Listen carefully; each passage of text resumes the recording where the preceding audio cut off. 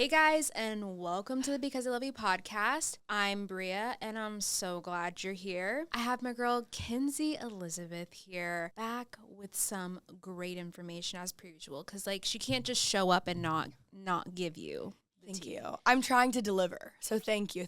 Yeah, she does a great job. And I wanted you specifically for this one because we're going to get into self-sabotage. And I think I've said this in the other episode, but you are so good at not being in your own way. And you're a go-getter, you know? So I think we'll have some good advice here. But in terms of self-sabotage, would you say there are ways that in your life you could think of you combat fighting that? A mentor of mine told me this in college and said your feelings are valid, but they're not always true. And I live by that. I try really hard not to live my life driven by emotions. So I'm very discipline over motivation. I sound like David Goggins or someone, but I really do live What's that your way. sign? Leo. Of course, Yeah, you're Leo. I'm the most Leo that there's ever been possibly on this earth. So many influencers are Leos. Yeah, shocker. No, but I think your feelings are valid, but they're not always true. What you are allowing to come into your life is self-sabotage. Typically, a lot of it is inner self-talk. It's that you don't believe that you deserve something. It's a lot of inner beliefs that you have to work through. But a lot of the time, it also has to do with what other people think. And there's two things. One, who is they? They don't exist. Yeah. You say they, name them. You don't have them. And if you can name them, you don't want to live life like them. I can think about people more so from hometown or people that I just don't like me. I'm not going to be for everyone. That's okay. I think it's actually, you're better off not being for everyone because you'll find the people that are for you and they're really going to be for you. People that are for everyone too, I think are not fully themselves because they just want to be liked by everyone. And that's no way for any of us to live. I would rather you be yourself and not like me because we don't work. But if you're yours, that's amazing. I would rather, Mel Robbins theory again, let them think whatever they want to think about you. That's Absolutely. Okay. But the concept of well, they would say this, they say that, who is they? And then if you even can't identify those people who are actually saying that, you don't want to live a life like them. Yeah. So if you want to live this big life with these big dreams, you have to live your life differently. Yeah. So I think a lot of it comes down to self-belief, what you think you deserve, and then really I say this all the time, but it's what you give your energy to. There's just certain things in my life that I'm not willing to give my energy to. It doesn't mean that I don't deal with them. It doesn't mean that I don't struggle with them. It doesn't mean that it doesn't hurt my feelings or upset me. I'm actually a pretty sensitive person. Things do bother me, but that's not what I'm going to focus on in life because that's not going to get me where I want to go.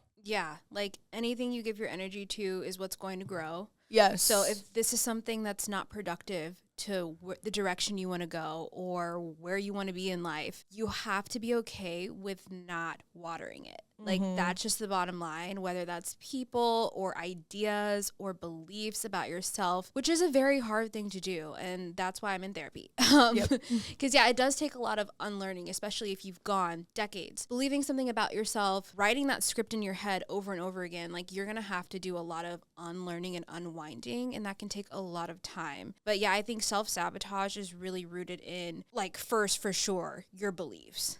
Your beliefs about yourself, what you've been told from other people, yourself, and what you've let stick to you and create your identity of who you are. That has to be addressed first, because I think once you know who you are and your identity, they don't matter. Yeah. They don't really have an influence on you anymore because you're so sure of yourself. So that's a big piece of it. And you give a lot less power to them or whatever you're so worried about with other people when you are so confident in who you are and your worth, which takes a lot. But in terms of self-worth, what are you doing to create that positive script in your life about yourself? There's a book by Jamie Kern Lima, her most recent book called Worthy, and it talks about the difference. I'm blanking on what it is between self-worth and something else, maybe self-confidence, and how they're actually entirely different. That's an incredible book to read if you're listening to this. I cannot recommend that enough. But for me on self-worth, I think Ed Milet has this quote, confidence is built by making promises to yourself and keeping them. Self-worth is actually inherently what you believe about yourself. And then I think self-confidence is something you build. I think that was kind of the difference. I'm not really explaining this really well. But as far as confidence and feeling good about myself, I am constantly making promises to myself and keeping them the way that I would do that to a friend. Because then what I'm telling myself subconsciously is that I matter. Like if I make a commitment with you and I show up, I'm doing that because, well, obviously one, I want to see you, but also because you matter to me. So I'm showing up, and I would never like disrespect you, or that would show me, that could signal that like I don't value the relationship, right? Same thing with when you make small plans with yourself, commitments like going to a workout class, going on a walk, doing, picking up a new skill that you wanted to do, making a dinner from home, whatever it is. It could be the smallest things, but when you consistently over time are showing up for yourself, you're slowly but surely building confidence. All confidence is at the end of the day is trust. And if you don't have self-trust within yourself, you just will never be confident. You can't, the two are mutually exclusive. You really cannot have one without the other. I think self-worth is a lot deeper, and it goes to mindsets and beliefs that you have about yourself. And honestly, so much of it has been, it's different for everyone depending on like what you believe to be true, like spiritually. And then also I would say for me,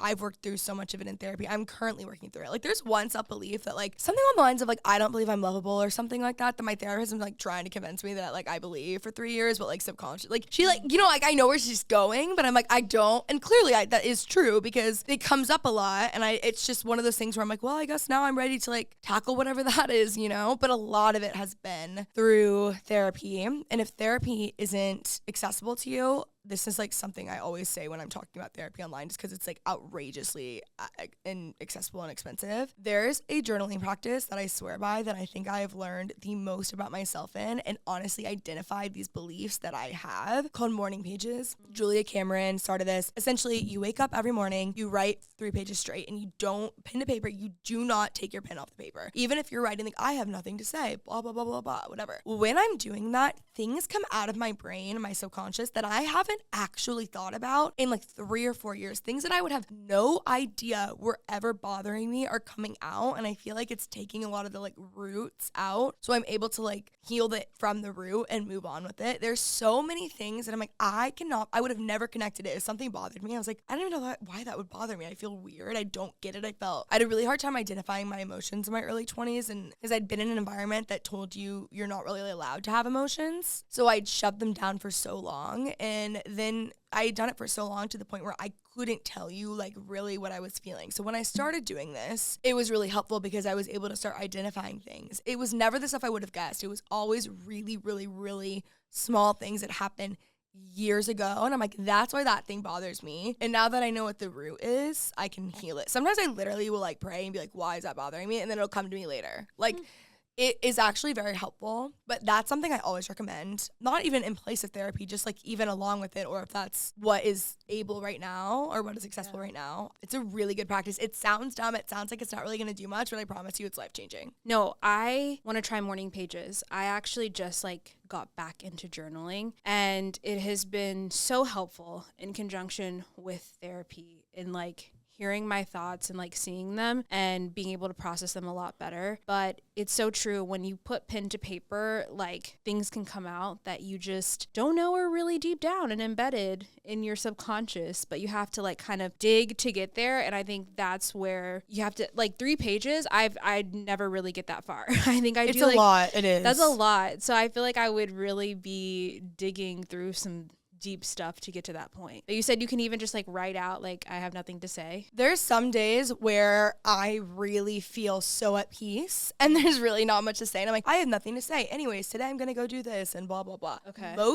I would say a large majority of the days I have the craziest things come, because it's like pulling things out of your subconscious that you literally, there were things that were bothering me that I didn't even realize because I had not consciously thought about them in years. Yeah. And I started to think, oh, that, like, you were able to connect the dots.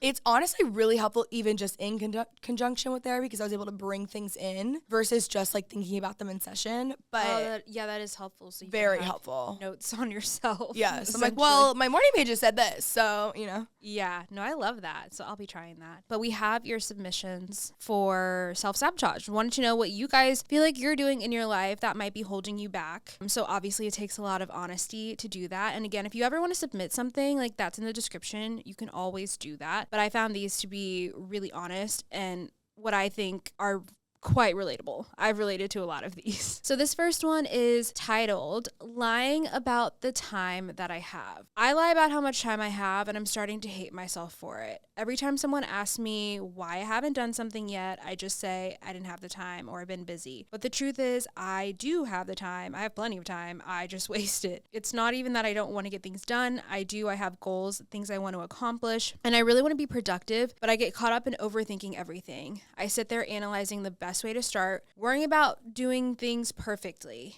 obsessing over every little detail, and then before I know it, hours or days have passed by and I've done nothing.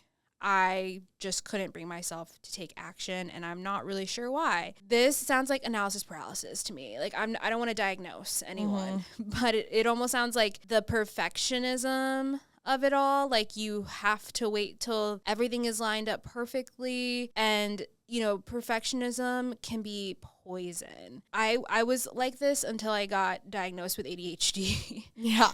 And that was a very helpful diagnosis in realizing that I was like overanalyzing every situation and trying to wait for the perfect temperature just to get started on things. But that was me self-sabotaging myself because like deep down, I was just afraid of failing.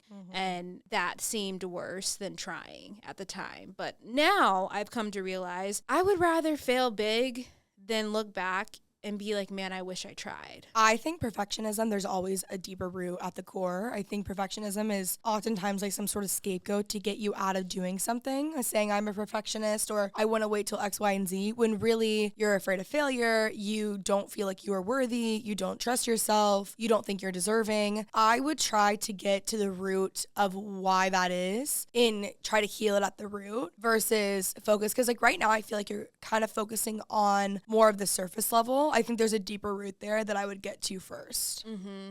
I agree. I think that there's obviously something that's stopping you from hitting the go button. Could have been like a past experience. It could have been a past event that like didn't go your way, or just generally like your self-worth, like you're saying, is like check in with yourself and maybe be like, how do you talk to yourself? Especially in those moments when you have to get something done or you like want to try something out. Like what is the conversation like in your head? And it might even help for you to write that dialogue down. Like the conversation between you and your thoughts, like journal that out and see, is there something that could be like scaring you, stopping you? But if you have a therapist, this is a great one for them. If not, like I think you can do a lot of like deducing just by kind of reflecting on your self-talk. Agreed. Next one is titled, I Self-Sabotage by Doom Scrolling. I waste hours scrolling TikTok instead of working on my goals. Like so real. Yeah. So real. It's like I'm addicted to doom scrolling. I'll start by checking social media just for a few minutes and then suddenly hours have passed by. I'm scrolling through bad news, toxic opinions, and endless negativity. And every time I do it, I tell myself this is the last time, I'm not doing it anymore, but then I find myself right back there doing it again. It's easier to get lost in the chaos of the internet than to face my own problems. I distract myself with things that don't really matter instead of dealing with the stuff that's actually important. Yeah.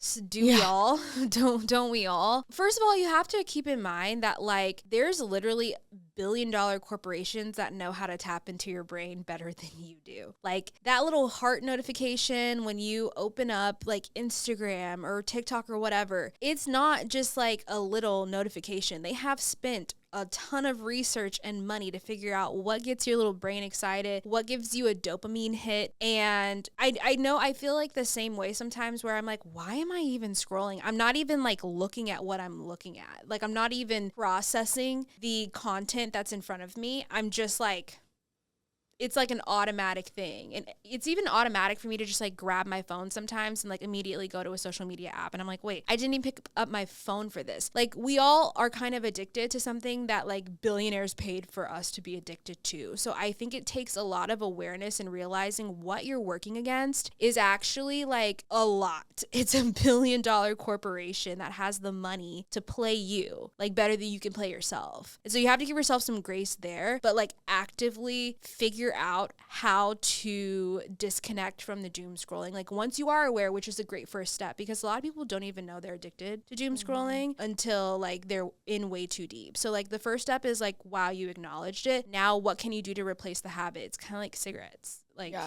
I don't know. No, listen, like I love a doom scroll, and this is the problem because it actually leaves me feeling awful most of the time. Totally. There's times that I feel like it's a nice distraction, don't get me wrong, but we are all addicted to our phones. There will be, I'm telling you, the next 5 to 10 years, people will be in rehab centers for addiction. Yeah. I'm seriously, like, we're all addicted. And there's just, especially with young kids and how they have access to all this stuff, there's no way I don't even think we've even tapped the surface of the problem that this is going to bring us. We're the guinea pigs. We're the guinea pigs. And I think terrifying. that it's worse. I think it's way worse for kids because they had access even younger. Yeah. So to like more social media apps and that stuff. But I don't know. It's hard because I do the same thing. And sometimes I'll actually get like really grossed out by myself. I'm like, why did I just sit there for 2 hours and scroll? I have started doing things in my life in the past 4 years to kind of combat that. Honestly, I think a lot of my hobbies really were what got me out of it. I like to have a hobby where you have to use your hands because you can't be on your phone.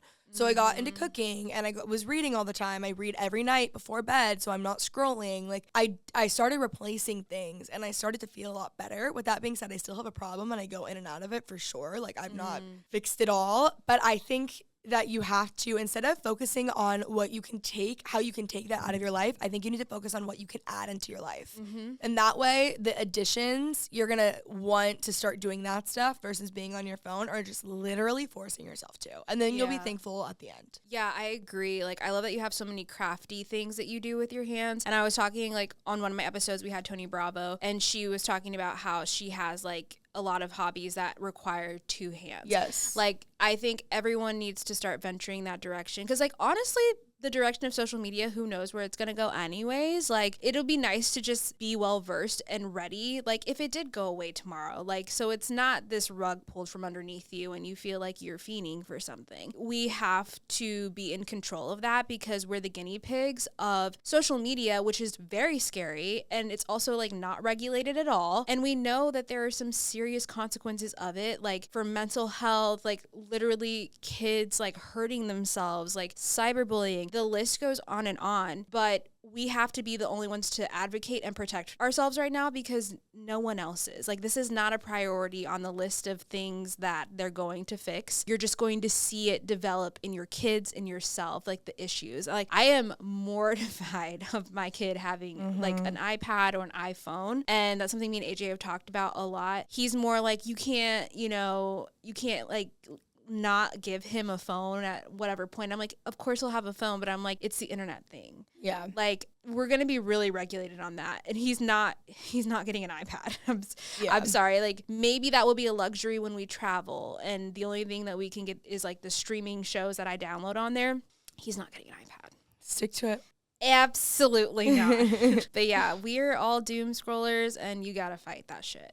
It's not an easy thing and everyone deals with it. No. We're fighting billionaires. It literally feels debilitating. It's like, I can't stop. It's like a pacifier. Yeah. It's the adult pacifier. It's like a pacifier that doesn't make me feel better. Like you said, the more I scroll, the worse I feel. So it's not contributing anything to my life. And I will constantly be like, why am I doing this? Why do I feel this itch to check? Like, I don't know. I'm addicted. Okay, so you found your person. Now it's time to let the knot help you with everything else. The knot connects you to the wedding inspo, vendors, venues, and planning tools you need to make your day totally you.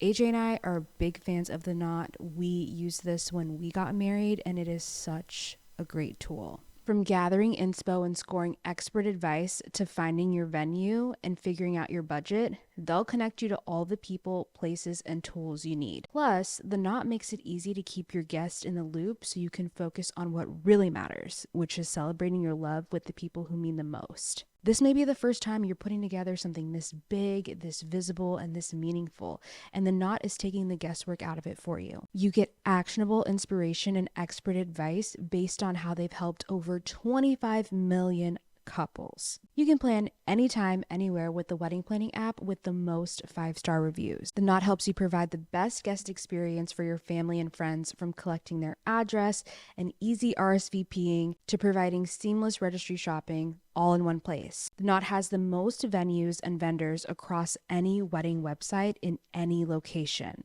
Let the Knot connect you to all of the people, places, and tools you need to help bring your wedding to life. Get started at theknot.com/audio.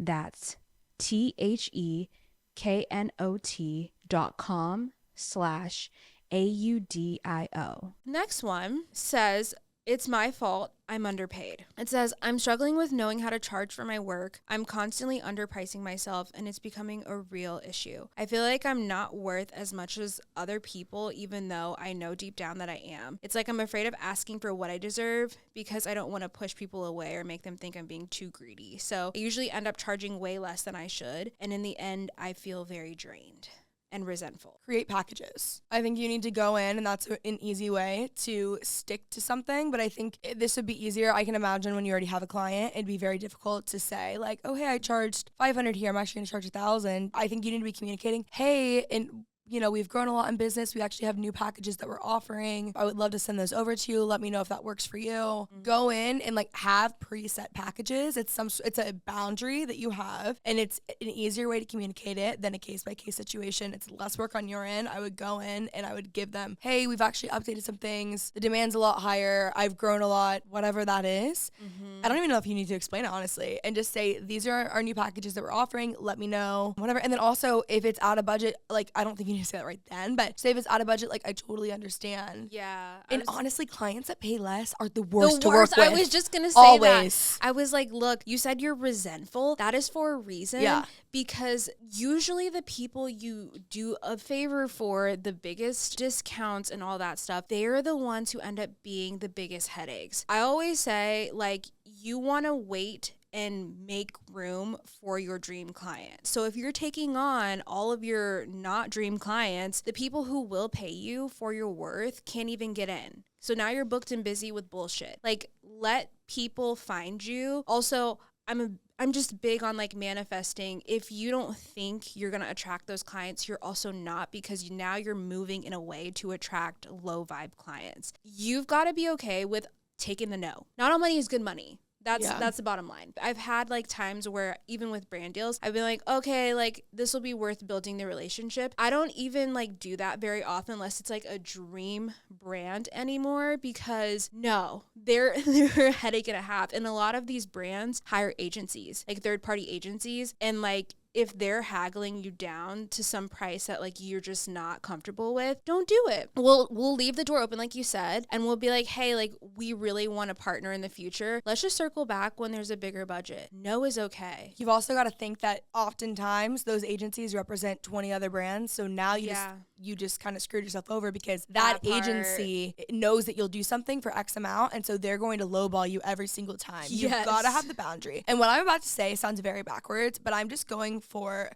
let's say you are listening to this and you are thinking, I don't even have clients that would pay that though. Everyone that I've worked for has really lowballed me. I don't have that clientele. I would honestly say find a dream client, do it for them discounted, because people work with people based on who they have worked with, right? Yes. So one, it's getting your foot in the door.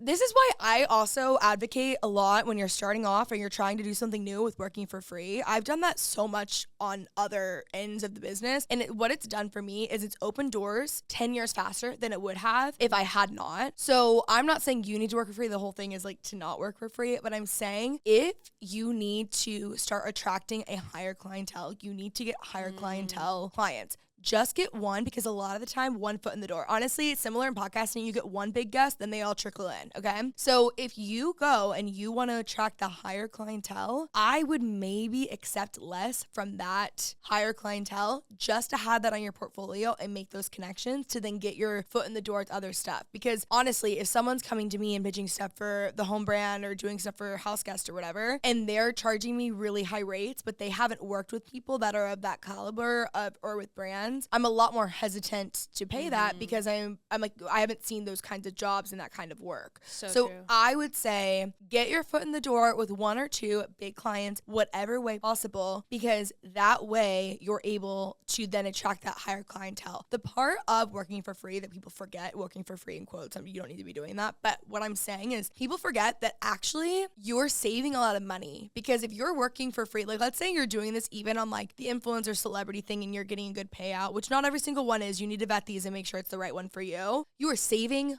way more money on marketing that you don't ever have to spend than that job is worth. So I would really vet out to, if you were coming in here, my clients are not really the caliber that I want. I know I could charge a lot more. I have the talent. You need to also have the portfolio. Yeah. So I would go in, figure out how to get that done. And then from there, you'll attract bigger clients. Like, so much of business is who you know. And the amount of people that I've just met or I've done a favor for or I've done something for that have then opened the door to literally the craziest doors that you could have ever imagined that I probably shouldn't have really walked into until 10 years later. Had I followed the exact advice they tell you to do, it would have never, it was not beneficial. So I would consider, if you are looking to get a higher clientele, I would consider working out some deal in order to get that, to get the experience, to get it on the portfolio, and then to meet the people, because those people are probably not going to be at that company forever. They're going to move and they're going to remember you and they're going to hire you for that company. So really do what you can to get your foot in the door to attract the right clientele. Yeah, that's phenomenal advice.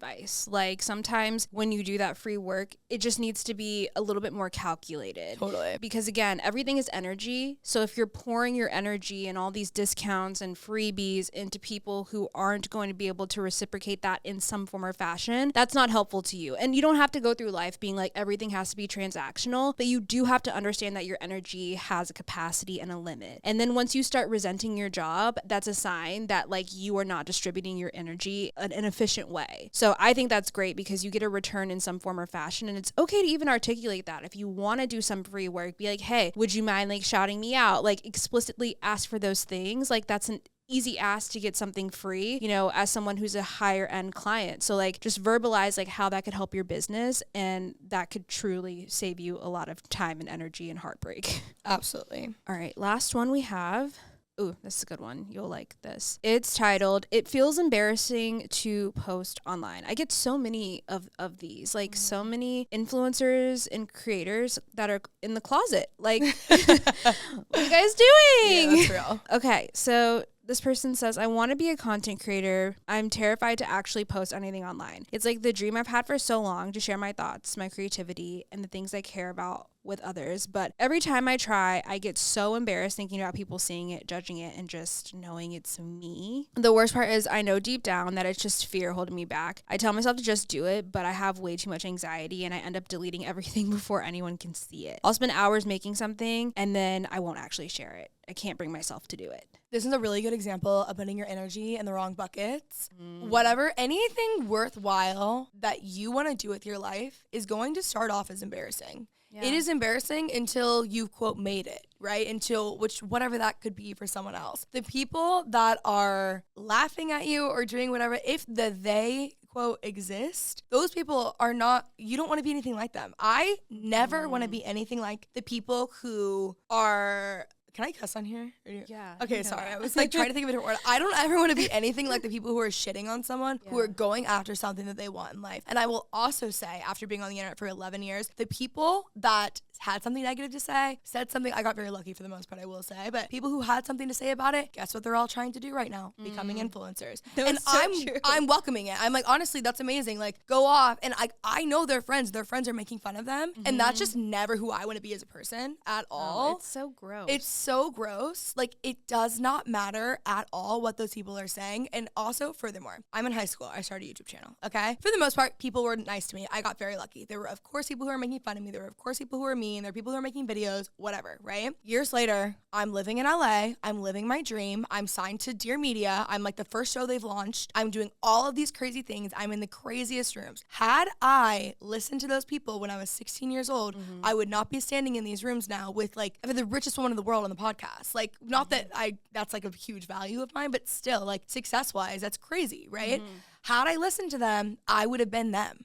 Yeah. And that is my biggest fear. Like, I don't want to be anything like someone who is making fun of someone for something new that they start, who is not believing the best. I don't want to be anything like those. It's very small-minded. It's not what I want to be. You cannot live your life and dim your light and make yourself smaller to make other people feel comfortable that will not be in your life 5 years from now. Also, by the way, the people that were mean to me or did things or whatever, I don't even remember half their names, honestly. Yeah. Like, they were not close to me. I didn't know them. Like, it didn't really matter. 5 years from now, later, when I was living, and honestly, 10 years now, now I have like really a dream career that I'm so proud of. Those people I don't even think of. But if I would have let them become a bigger thing in my life, I would have never ended up with the career that I had. Those people, you have to push through. It sucks. It's hard. You have to let them think negatively of you. You have to let them think that it's embarrassing. You know what's embarrassing? Making fun of someone. That's what's embarrassing. Making fun of someone who's doing something that they want to do. It's embarrassing. Like, they are the ones who should feel shame, not you. 100%. I think you have to think of two things when you get in this mindset of, I'm worried what people will think of me. And one is, think of the reality that you could have if you don't go after this. The one that you don't want. Let it scare you. Sit in that feeling. That helps me every single time. Like, that puts a fire under my ass, because I'm like, why on earth would I let someone deter me from my life? We're all going to end up in the grave, guys. This is not an opportunity to sleep on your dreams. Like, we all end up in the same place where none of this shit is gonna matter. So, like, stop, in the best way possible. Like, I mean this with so much love. Stop thinking so highly of yourself. Like, one, people might make a passing comment about you. They're gonna continue on with their life. Like, you are not the center of their universe. So, like, don't allow yourself to not hit post because you think you are that big of a problem in their head. It is most likely a fleeting comment. You have to, like, let your ego down just a little bit. Take yourself off the pedestal just a little bit. Like, definitely hype yourself up, but not to the point where you think that you don't need to be posting and, like, not going after things. People care so much about you. They might care to a degree, but not like you think. I promise you. Second, the other thing that you need to remember is, wait, I had a second. Hold on. Damn, what was I gonna say? I don't even remember, but it was good. Well, maybe we'll get back there. I know.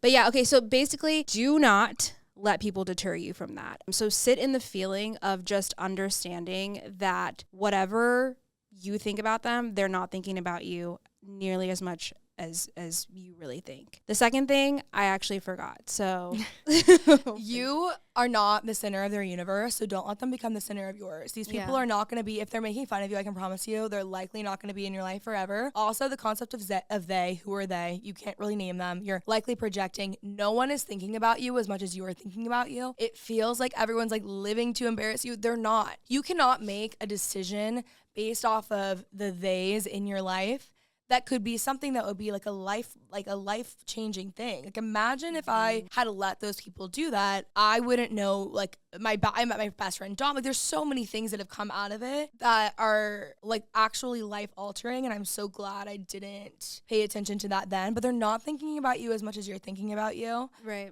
Just let it go. Whatever. Let them think. If they are, let them. That's fine. Yeah, no, it's totally fine, and it's going to happen. Like, it is completely inevitable that there are going to be people who aren't going to like your content. Oh, I remember what I was going to say. You're sitting here focusing on all the people that don't matter and that are negative in your life. You have to, like, focus on the people who do matter. And, like, something that helps me is, like, whenever I feel like I shouldn't post something or I'm, like, getting in my head about it and very self-conscious for whatever reason, is I think about, like, my biggest supporters. Like, I can literally spot out some of the people who always comment or, like, always DM me. Like, I know their names. I think about them when I get in that position and I'm like, okay, no, there are people who genuinely love my content and want me to show up. I'm posting for them. So, like, it's also where your focus goes to. Like, you can sit there and focus on the negative, but you're always going to have something negative to focus on. Just make the deliberate choice to focus on the good. Think of your dream client, think of your dream follower, and think of that every time you post, because you are making content for them. You're not making content for the haters. The haters are going to be there. It's how you respond to them. They're going to be there, and they're going to stay there, by the way. Because with that mindset, they'll be, I'm not kidding, all of the people that there's not that many people that I can think of, they're literally doing the exact same thing that they were essentially 10 years ago. Like, they will be there. It is an online career for them. And I don't mean they'll stay there and hate you. I mean, they'll stay exactly where they are in life. That's what I mean by they'll stay there. Yes. Like, I'm like, they're doing the same things every single weekend. And that's just not the life I want to live. So no, because when you put energy into people in a hateful way, like, you can't possibly progress. Your energy has to go where you want it to flow, and when you put it in people in that way, like, it's going to come back to them, so you don't even have to worry about it. But there are people who make it their careers, and we both understand that. Like, they're literally, never go on Reddit. There's literally like universes where people dedicate their lives to talking about people they hate. That's not adding up for me. That's a mental illness. And also, like, if all the Reddit people spent the amount of time and effort that they do hating on these snark pages as they did building their own platform, they would kill it, because they've got the time, they've got the energy. that they keep massive successes. They would be massive successes. So like, it's all about channeling your energy in the right direction. It is. I discovered like the whole Reddit universe like last year, and I was like, dark days. Wow, I didn't know what a snark page was, and I could not believe that people dedicate so much time and energy to this. So it's really where you put your energy, and you got to understand like it's your bag at the end of the day. Like, think of that. Yeah. And you are just holding yourself back when really no one cares that much. Post your shit, babe. Do it for yourself at 80, and don't do anything for the people that are only going to be in your life far away for a couple of years. They're not even going to exist. When you are so happy with what you've done with your life and where you have gone, those people won't even be in the back of your mind. Like, they literally don't exist. It doesn't matter. Don't make any decision based off of those people. Yeah, 1000%. But as you know, Kenzie is great at this stuff, guys. She gives a lot of great advice on her podcast, House Guest as well. You definitely have to follow her. I'm going to put all her information, but also let everyone know where they can find you. Kenzie Elizabeth on YouTube, on Instagram, and Kenzie the Texan on TikTok. Thanks for having me, by the way. It was really fun. Oh my gosh, just thanks for coming. But if you enjoyed this, make sure you rate us 5 stars. And if you want to support the podcast, check out our sponsors, click some links in the description. And as per usual, I will see you guys next week.